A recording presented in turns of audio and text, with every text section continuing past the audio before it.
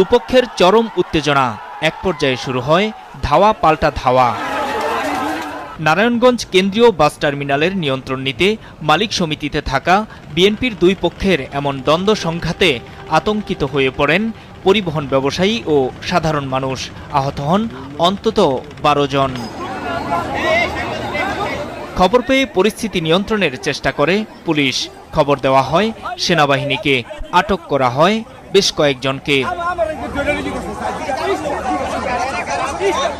পরিবহন মালিক শ্রমিকরা জানিয়েছেন, সরকার পতনের পর আওয়ামী লীগ নেতারা গা ঢাকা দিলে সিটি বন্ধন পরিবহন নিয়ন্ত্রণে নেয় জেলা ছাত্রদলের সাবেক সভাপতি, কারাগারে থাকা জাকির খানের অনুসারীরা।